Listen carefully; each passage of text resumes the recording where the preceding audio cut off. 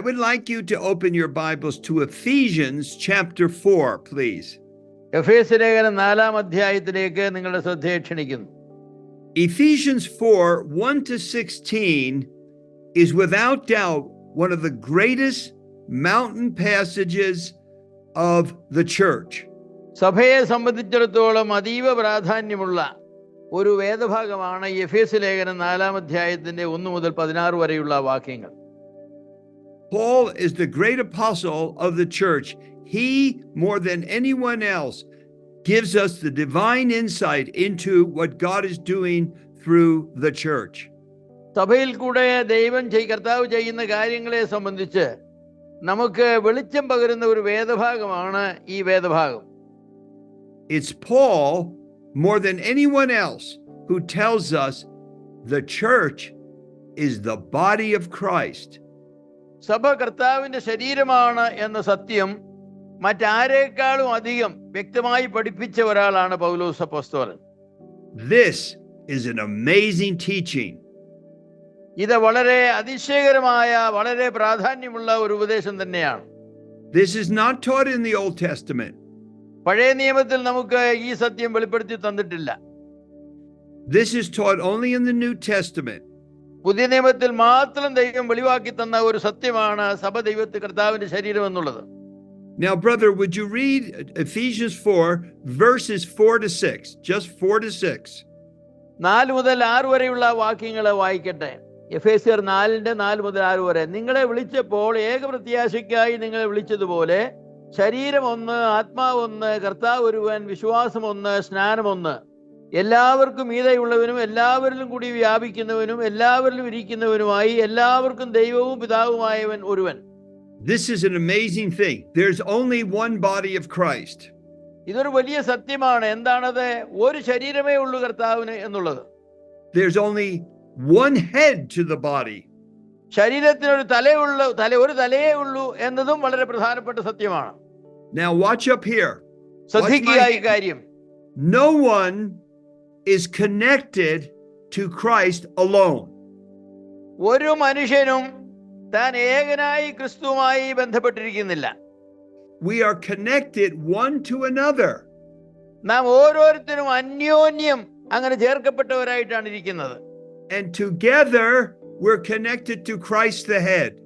നാം ഒരുമിച്ച് തലയായിരിക്കുന്ന ക്രിസ്തുവുമായി ബന്ധപ്പെട്ടാണ് ഇരിക്കുന്നത്. This is called the one anothering. അന്യോന്യമുള്ള ഓരോരുത്തരും തമ്മിലുള്ളതായിരിക്കുന്ന ബന്ധം, അതാണ് ഈ സത്യം പഠിപ്പിക്കുന്നത്. There's many one another commands in the Bible, like pray for one another, care for one another. അന്യോന്യം എന്ന് പറഞ്ഞുകൊണ്ടുള്ള അനേക കൽപ്പനകളുണ്ട്. അന്യോന്യം പ്രബോധിപ്പിക്കുക, അന്യോന്യം സഹായിക്കുക എന്നിത്യാദി അനേക കൽപ്പനകൾ ബൈബിളിലുണ്ട്. Now, since we're the body, every part is needed together to grow. ഒരു ശരീരത്തെ സംബന്ധിച്ചുള്ള വളർച്ചയിൽ ആ ശരീരത്തിന്റെ ഓരോ ഭാഗവും പ്രസക്തമാണ്. ഓരോ ഭാഗവും കൂടാതെ നമുക്ക് വളരുവാനായിട്ട് കഴിയുന്നതല്ല.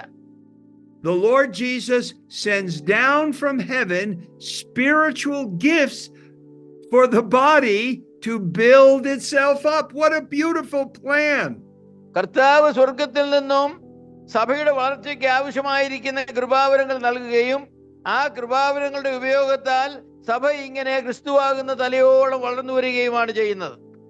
This is an amazing teaching. ഇത് അത്ഭുതകരമായിരിക്കുന്ന ഒരു ഉപദേശമാണെന്ന് ഞാൻ പറയട്ടെ.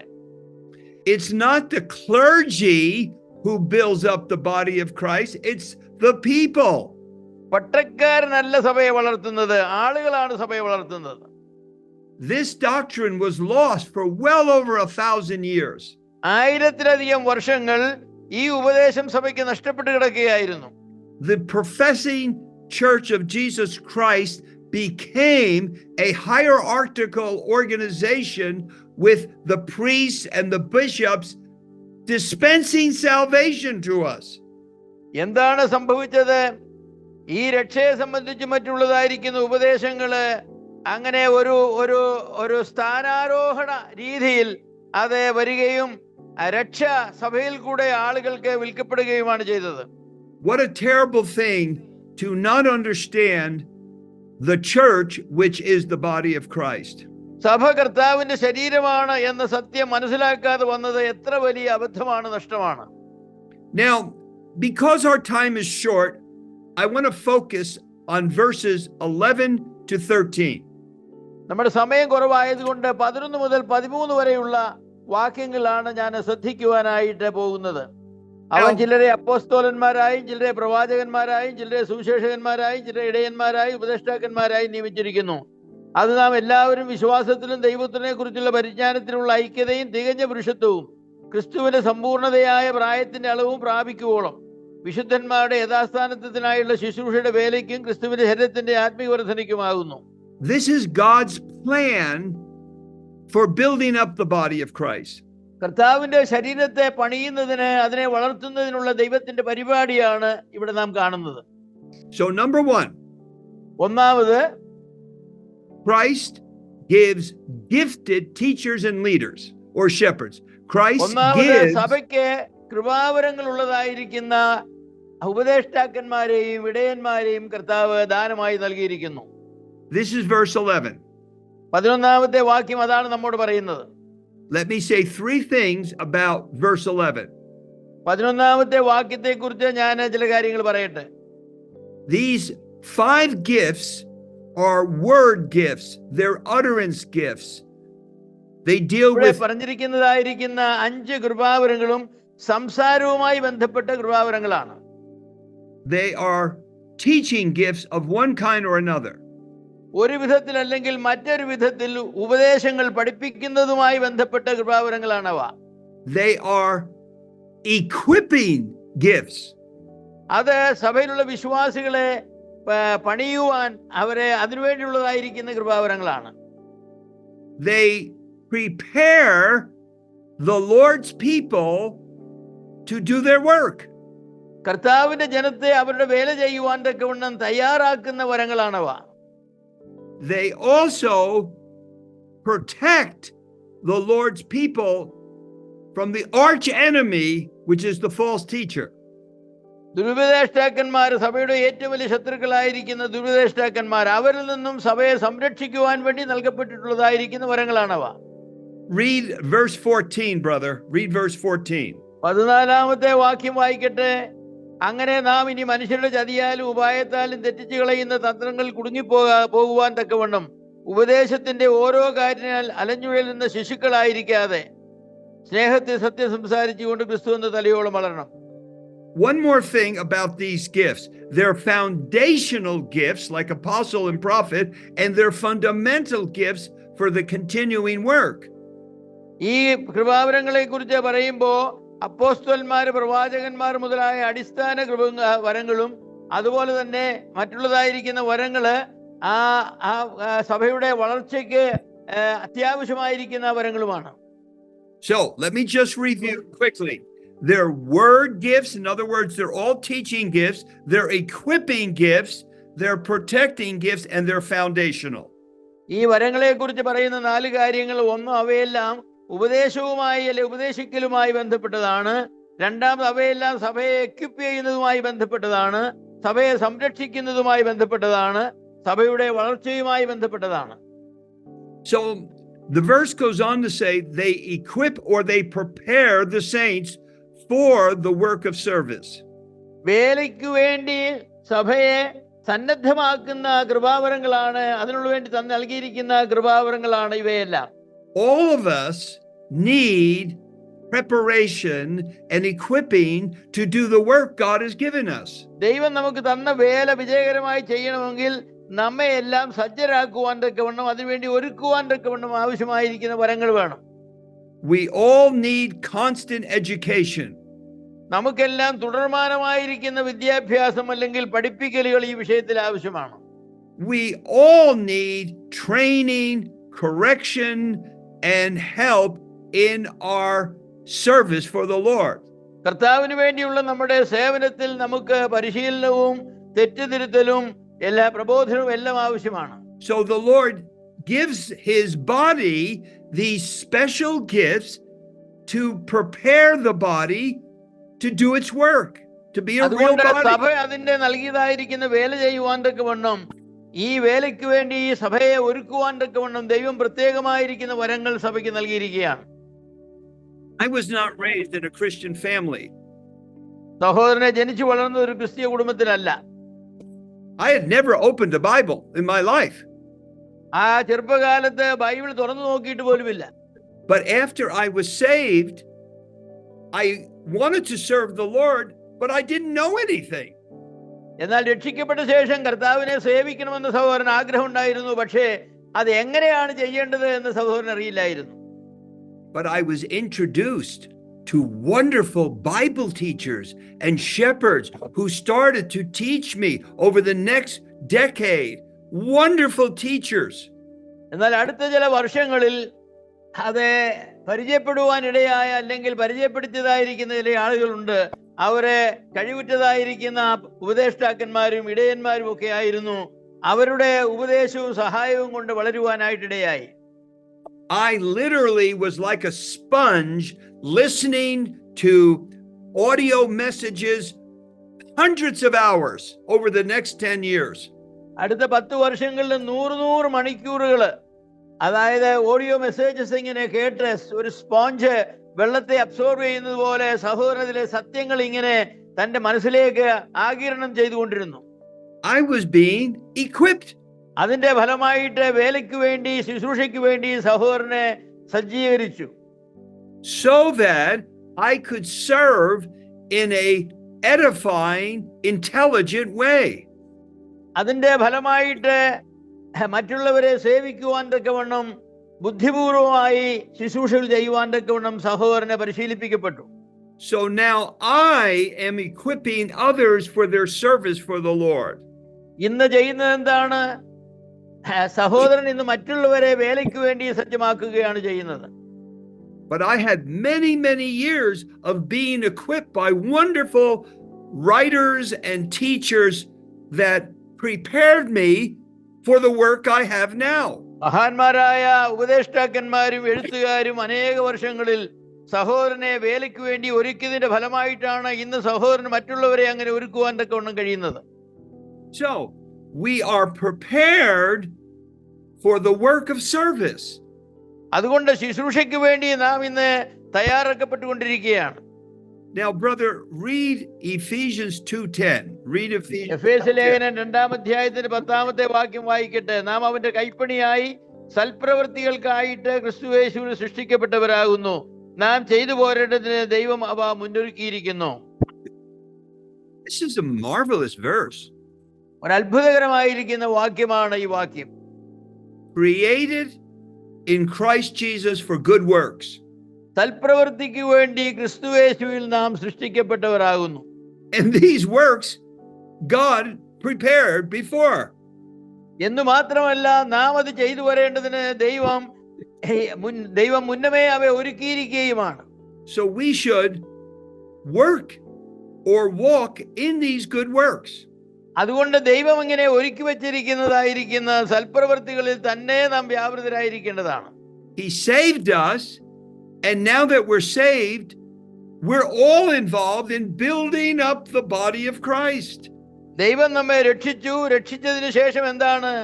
രക്ഷിക്കപ്പെട്ടതായിരിക്കുന്ന എല്ലാവരും കർത്താവിന്റെ സഭയുടെ പണിയിൽ വ്യാപൃതരായിരിക്കുകയാണ്. But to do this work, I needed education. I needed preparation.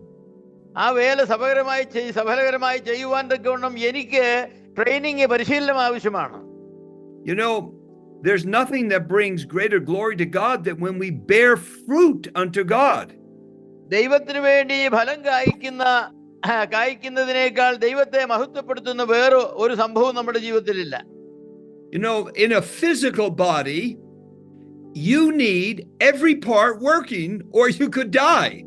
നമ്മുടെ ഭൗതികമായിരിക്കുന്ന ശരീരമുണ്ടല്ലോ, ആ ശരീരത്തിലെ എല്ലാ ഭാഗങ്ങളും പ്രവർത്തിച്ചില്ലെങ്കിൽ നാം മരിച്ചു പോകും. The liver cannot say, I don't want to serve. നമ്മുടെ ലിവർ പറയുകയാണ്, കരൾ പറയുകയാണ്, എനിക്ക് ശുശ്രൂഷ ചെയ്യാൻ താല്പര്യമില്ല. The lungs can't say, I'm tired, I don't want to work anymore. അതുപോലെ ശ്വാസകോശം പറയുകയാണ്, കുറച്ചു കാലമായി ഞാൻ ഇങ്ങനെ വലിച്ചിരിക്കുകയാണ്, ഇനി എനിക്കത് ചെയ്യാൻ താല്പര്യമില്ല.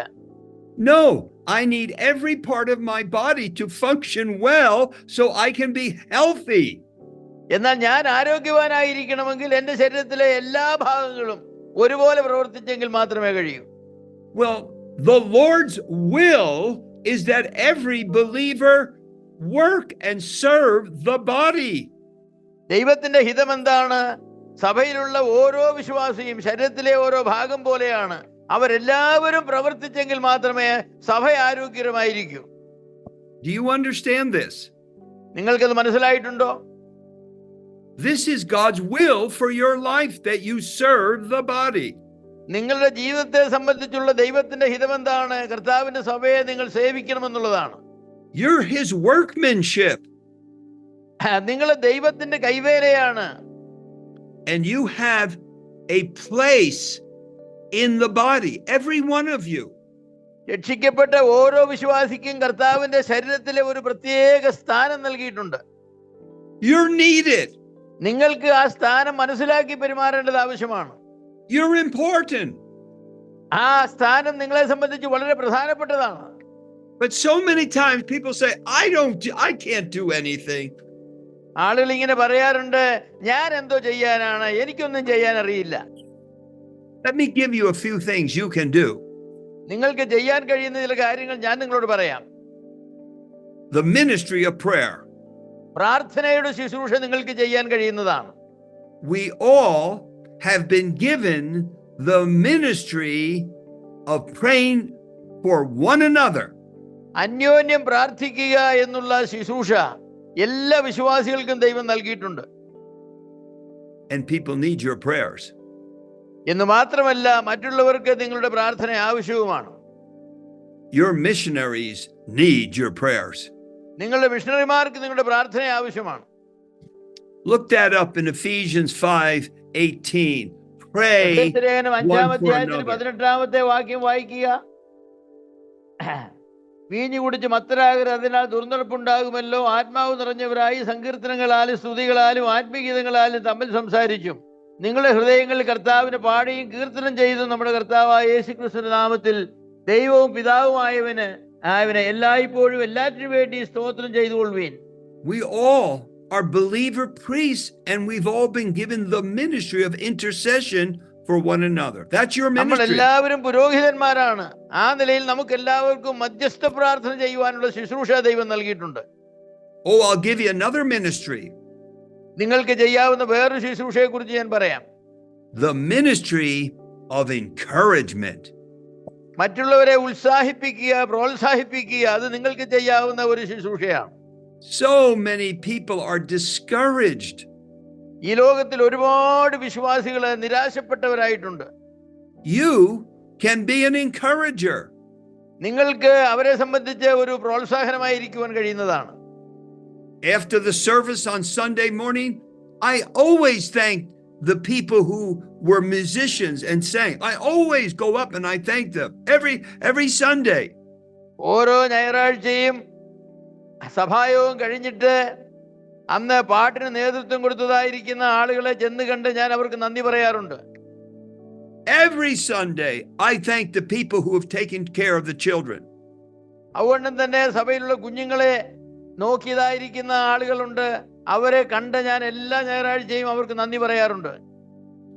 Every Sunday, I go into the kitchen and thank the ladies and the people who have been working to feed us and give us treats. എന്ന് മാത്രമല്ല, മീറ്റിംഗ് കഴിഞ്ഞ് ഞാൻ അടുക്കളയിലേക്ക് പോകും. അവിടെ സഭയിലെ വിശ്വാസികൾക്ക് വേണ്ടി അധ്വാനിക്കുന്നതായിരിക്കുന്ന ആളുകളുണ്ട്. അവരെ എല്ലാം കണ്ട് ഞാൻ നന്ദി പറയാറുണ്ട്. Every Sunday, I go around to the widows, the older sisters, and give them a big hug. അതുകൊണ്ടും തന്നെ സഭയിലെ പ്രായമായ അമ്മച്ചിമാരുണ്ട്, വിധവമാരായിരിക്കുന്ന അമ്മച്ചിമാര്. അവരെ അടുക്ക ചെന്ന് അവരെ ഞാൻ കെട്ടിപ്പിടിച്ച് അവരെ ഉത്സാഹിപ്പിക്കാറുണ്ട്. How about using your phone to call and pray with people and encourage them? That's a wonderful ministry. You can take your phone like this and have a ministry with brothers and sisters of encouragement. നിങ്ങളുടെ telephone ഉപയോഗിച്ച്, mobile phone ഉപയോഗിച്ച് നിങ്ങൾക്ക് പ്രാർത്ഥനയുടെ ശുശ്രൂഷ നടത്താവുന്നതാണ്. മറ്റുള്ളവരെ വിളിക്കുക, അവരോടൊത്ത് അല്പനേരം പ്രാർത്ഥിക്കുക, അത് നിങ്ങൾക്ക് ചെയ്യാവുന്നതാണ്. My wife has a wonderful ministry of writing notes to people every week. സഹോദരന്റെ ഭാര്യ ചെയ്യുന്ന വലിയൊരു ശുശ്രൂഷ എന്ന് പറയുന്നത് ഓരോ ആഴ്ചയും സഭയിലുള്ള അനേക ഡസൻ കണക്കിന് ആളുകൾക്ക് ചെറിയ ചെറിയ കുറിപ്പുകൾ എഴുതി അയക്കും. Galatians 6:2 says, bearing one another's burdens and so fulfill the law of Christ. Galatia ലേഖനം 6-ാം അധ്യായത്തിന്റെ 2-ാമത്തെ വാക്യത്തിൽ പറയുന്നത് എന്താണ്? തമ്മിൽ തമ്മിൽ ഭാരങ്ങളെ ചുമപ്പീൻ, ഇങ്ങനെ ക്രിസ്തുവിന്റെ ന്യായപ്രമാണം നിവർത്തിപ്പീൻ എന്നാണ്. The Bible says that the members may have the same care for one another. 1 Corinthians 12.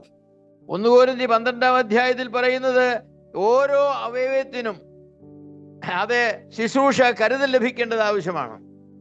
Serving one another in love. Galatians 5:13. സ്നേഹത്തിൽ അന്യോന്യം ശുശ്രൂഷിക്കുക എന്ന് ഗലാത്യ ലേഖനത്തിൽ പറഞ്ഞിട്ടുണ്ട്. We all are to be actively involved in building up the body of Christ. കർത്താവിന്റെ ശരീരത്തെ അതെ വളർത്തുന്ന കാര്യത്തിൽ നാം എല്ലാവരും ക്രിയാത്മകമായി ഇടപെടേണ്ടത് ആവശ്യമാണ്. I'd like you to look at this in 1 Peter chapter 4 verses 10 and 11. 1 Peter 4-ാം അധ്യായത്തിന്റെ 10-11 വാക്യങ്ങളിലേക്ക് നമ്മുടെ ശ്രദ്ധയെ കൊണ്ടുവരാം. പത്രോസ് എഴുതിയ 1-ാം ലേഖനം അതിന്റെ 4-ാമത്തെ അധ്യായത്തിന്റെ 11-12 വാക്യങ്ങൾ. ഓരോരുത്തരും വരം ലഭിച്ചതുപോലെ വിവിധമായുള്ള ദൈവകൃപയുടെ നല്ല ഗൃഹവിചാരകന്മാരായി അതിനെ കൊണ്ട് അന്യോന്യം ശുശ്രൂഷിപ്പീൻ. ഒരുത്തൻ പ്രസംഗിക്കുന്നുവെങ്കിൽ ദൈവത്തിന്റെ അരുളപ്പാട് പ്രസ്താവിക്കുന്നു എന്ന പോലെയും ഒരുത്തൻ ശുശ്രൂഷിക്കുന്നുവെങ്കിൽ ദൈവം നൽകുന്ന പ്രാപ്തിക്കൊത്തോടുമാകട്ടെ. എല്ലാറ്റിലും ദൈവം യേശുക്രിസ്തു മൂലം മഹത്വപ്പെടുവാൻ ഇടവരട്ടെ. മഹത്വവും ബലവും എന്നേക്കും അവനുള്ളത്. ആമേൻ. Every one of you has received from the risen Christ a spiritual gift. നാം എല്ലാവരും ഉയർത്തെഴുന്നേറ്റ കർത്താവിൽ നിന്നും ഒരു ആത്മീക വരം പ്രാപിച്ചിട്ടുണ്ട്. Use it to serve one another. ആ പ്രാപിച്ച വരത്തെ മറ്റുള്ളവരെ സേവിക്കുവാനായി നാം ഉപയോഗിക്കണം എന്നാണ് നമ്മെ നിർദ്ദേശിച്ചിട്ടുള്ളത്. Now look at what Peter goes on to say, as good stewards of God's varied grace. പത്രോസ് എന്താണ് പറയുന്നത്? ദൈവകൃപയുടെ നല്ല ഗൃഹവിചാരകന്മാരായി അതിനെ കൊണ്ട് അന്യോന്യം ശുശ്രൂഷിപ്പീൻ എന്നാണ്. In other words, my brothers and sisters, you will answer for the gifts and the talents and all the blessings God has given you. You will have to answer as a good steward. വേറൊരു വിധത്തിൽ പറഞ്ഞാൽ ദൈവം നമുക്ക് തന്നിട്ടുള്ളതായിരിക്കുന്ന കഴിവുകള്, വരങ്ങള്, അതെ അവസരങ്ങളെ എല്ലാം സംബന്ധിച്ച് ദൈവത്തിന്റെ ഗൃഹവിചാരകന്മാരായി നാം അതിന് കണക്ക് കൊടുക്കേണ്ടത് ആവശ്യമാണ്. And as you serve one another, it brings great glory to God through Jesus Christ. എന്ന് മാത്രമല്ല, നാം നമ്മുടെ സഹോദരന്മാരെ നമുക്ക് ലഭിച്ച വരം ഉപയോഗിച്ച് ശുശ്രൂഷിക്കുമ്പോൾ അത് മുഖാന്തരം കർത്താവായ യേശുക്രിസ്തു മുഖാന്തരം ദൈവത്തിനെ മഹത്വം വരികയാണ് ചെയ്യുന്നത്. You have a ministry. നിങ്ങൾക്ക് ഒരു ശുശ്രൂഷ ദൈവം തന്നിട്ടുണ്ട്. Use it. അത് നിങ്ങൾ ചെയ്തേ മതിയാവും. It brings great glory to God when you serve His people. ദൈവത്തിന്റെ ജനത്തെ നിങ്ങൾ ശുശ്രൂഷിക്കുമ്പോൾ ദൈവത്തിന് മഹത്വം വരികയാണ് ചെയ്യുന്നത്. So, the Lord gives gifted brothers to equip you and prepare you for your service. നിങ്ങളുടെ ശുശ്രൂഷയിൽ നിങ്ങളെ ഒരുക്കേണ്ടതിനു വേണ്ടി ദൈവം കഴിവും പ്രാപ്തിയും വരവുമുള്ളതായിരിക്കുന്ന ആളുകളെ ദാനമായി സഭയ്ക്ക് നൽകിയിട്ടുണ്ട്. For well over 1,000 years, the professing Christian church thought the ministry was only the clergy. മറ്റുള്ളവരെ പ്രോത്സാഹിപ്പിക്കുക, അവരെ സന്നദ്ധരാക്കുക എന്ന് പറയുന്നതായിരിക്കുന്ന ശുശ്രൂഷ ക്ലർജിക്ക്, പട്ടക്കാർക്കുള്ളതാണ് എന്നാണ് അവർ ചിന്തിച്ചത്. That was completely wrong. എന്നാൽ അക്കാര്യത്തിൽ അവർ മുഴുവൻ തെറ്റായിരുന്നു. This is revolutionary teaching. Every single believer has a service to build up the body of Christ. Everyone. കേട്ടതായിരിക്കുന്ന ഒരു കാര്യം എന്ന് പറയുന്നത് ഉത്തരവാദിത്വമാണ് വിശ്വാസികളെ ഉത്സാഹിപ്പിക്കുക അത് എന്നുള്ളത് വിപ്ലവാത്മകമായിരിക്കുന്ന ഒരു വ്യത്യാസമാണ് സഭയിൽ കൊണ്ടുവന്നത്. Are you aware that the body of Christ is the most important thing on this earth? ഈ ഭൂമിയിൽ കർത്താവിന്റെ ശരീരത്തെക്കാൾ പ്രാധാന്യമുള്ള മറ്റൊന്നും ഇല്ല എന്ന കാര്യം നിങ്ങൾ മനസ്സിലാക്കിയിട്ടുണ്ടോ? We think the most important thing on this earth is Washington, D.C., Moscow, or London. ഈ ഭൂമിയിൽ ഏറ്റവും പ്രധാനപ്പെട്ട കാര്യം എന്ന് പറയുന്നത് കർത്താവിന്റെ സഭ, ആ സഭയെ പണിയുക എന്നുള്ളതാണ്. We are involved in the most significant thing happening right now on the planet, the building of the body of Christ. ഈ ഭൂമിയുടെ മുഖത്ത് ഇന്ന് സംഭവവാക്കുകളാണ് എന്ന കാര്യം നാം ഓർക്കേണ്ടതാണ്. അതെന്താണ്? കർത്താവിന്റെ സഭയെ പണിയുക എന്നുള്ള കാര്യം. You will not read this in the newspaper. വർത്തമാന പത്രങ്ങളിലൊന്നും ഇതിനെക്കുറിച്ച് നമുക്ക് വായിക്കുവാനായിട്ട് കഴിയുന്നതല്ല. You'll not read this in the news. അതുകൊണ്ടും തന്നെ വാർത്തകളിൽ ഈ വിഷയങ്ങളൊന്നും നമുക്ക് But കേൾക്കുവാൻ in the കഴിയുന്നതല്ല. eternal heavens, building the body of Christ is why God even allows this world to go on for another minute. ഞാൻ പറയട്ടെ, ഈ ലോകം ഇങ്ങനെ നിലനിൽക്കുവാനായിട്ട് ദൈവം അനുവദിക്കുന്നതിന്റെ പിന്നിലെ കാരണം എന്തെന്നറിയാമോ? കർത്താവായ യേശു ക്രിസ്തുവിന്റെ ശരീരത്തിന് പണി തുടർന്നുകൊണ്ടിരിക്കുന്നു എന്നുള്ളതാണ്. You are involved in the most important and significant thing on the earth now, building of the body of Jesus Christ. ലോകത്ത് നടക്കുന്ന ഏറ്റവും പ്രധാനപ്പെട്ട കാര്യത്തിൽ നിങ്ങൾ പങ്കാളികളായിരിക്കുന്നു. This is meaningful work. ഇത് വളരെ അർത്ഥപൂർണമായിരിക്കുന്ന ഒരു വേലയാണ്. God, the Holy Spirit, is working through you. നിങ്ങളിലൂടെ പരിശുദ്ധാത്മാവായ ദൈവം പ്രവർത്തിക്കുന്നു എന്നുള്ളത് വളരെ പ്രാധാന്യമുള്ള ഒരു സത്യമാണ്. Do you understand that? ഈ സത്യം നിങ്ങൾ ഗ്രഹിച്ചിട്ടുണ്ടോ? There is a terrible disease called Syndrome X. Syndrome X എന്ന് പറയുന്ന ഭയങ്കരമായിരിക്കുന്ന ഒരു രോഗമുണ്ട്. A child grows to be 5, 6, 8 years old and then never grows again, stays 8 years old the rest of his life. ജനിച്ച ഒരു കുഞ്ഞ് 6, 7, 8 വർഷം വളർന്ന് അങ്ങനെ ഇരിക്കും. പിന്നെ അതിന് വളർച്ചയില്ല. അതല്ല, ജീവിതകാലം മുഴുവനും ഈ 7-8 വർഷം വയസ്സ് മാത്രം പ്രായമുള്ള ഒരു കുട്ടിയായിട്ടിരിക്കും. We all want our children to grow up and be adults and have children. നമ്മുടെ മക്കളെല്ലാവരും വളരണം, അവരെ പുരുഷപ്രായത്തിൽ വരണം, അവർ വിവാഹം കഴിച്ച് മക്കളെ ജനിപ്പിക്കണം എന്നൊക്കെയാണ് നമ്മുടെ ആഗ്രഹം. But some with this disease never gets beyond 8 years old.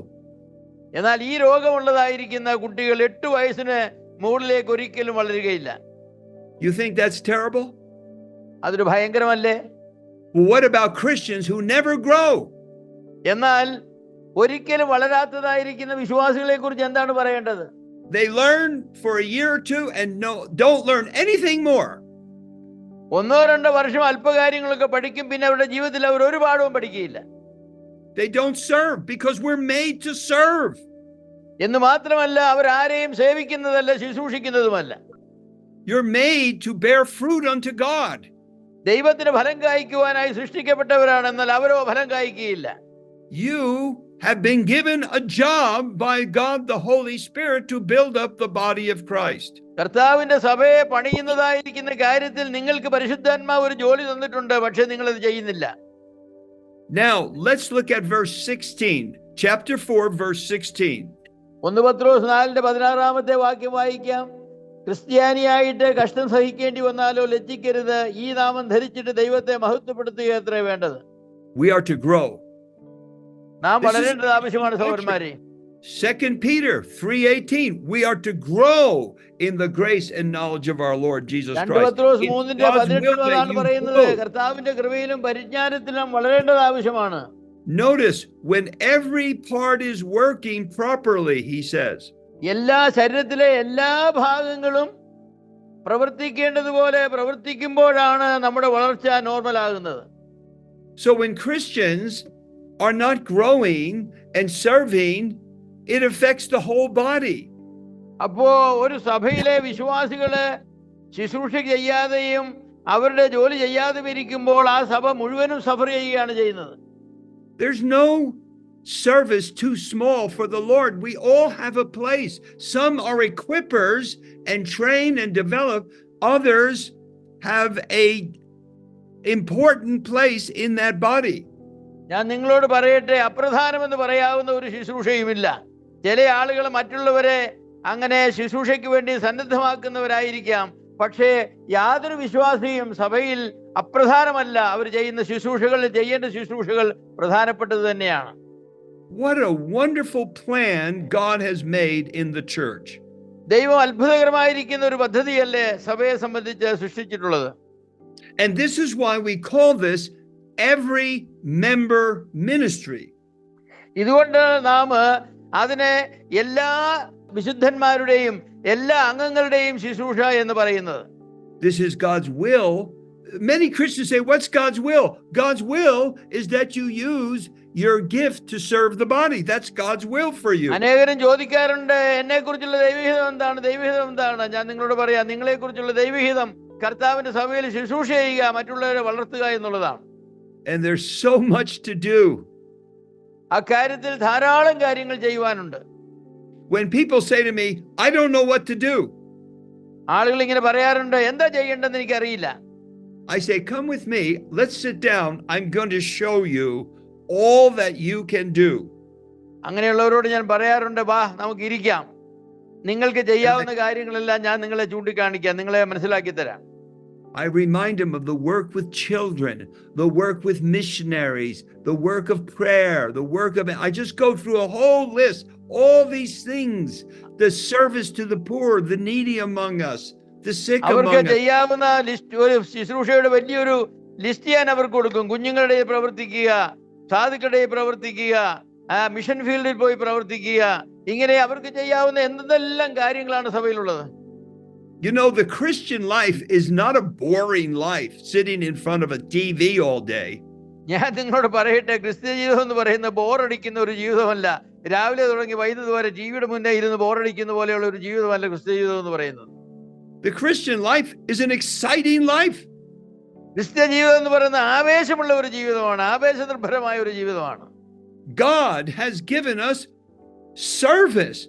ദൈവം നമുക്ക് സേവ ചെയ്യുവാനുള്ള അവസരങ്ങളും ഉത്തരവാദിത്തങ്ങളുമാണ് നൽകിയിട്ടുള്ളത്. It's the only reason even to live on this sinful old planet. ഞാൻ നിങ്ങളോട് പറയട്ടെ, പാപം നിറഞ്ഞ ഈ ലോകത്ത് ദൈവം നമ്മളെ ഇവിടെ ഇട്ടിരിക്കുന്നതിന്റെ ഏക കാരണം എന്ന് പറയുന്നത് സേവനം ചെയ്യുവാൻ വേണ്ടിയാണ്, ശുശ്രൂഷ ചെയ്യുവാൻ വേണ്ടിയാണ്. Now let's look at verse 13.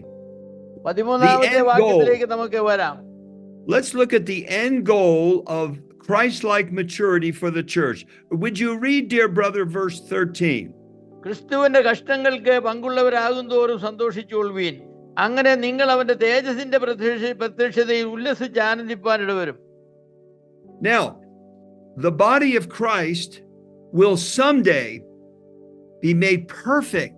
Ephesians 5, we're going to be spotless.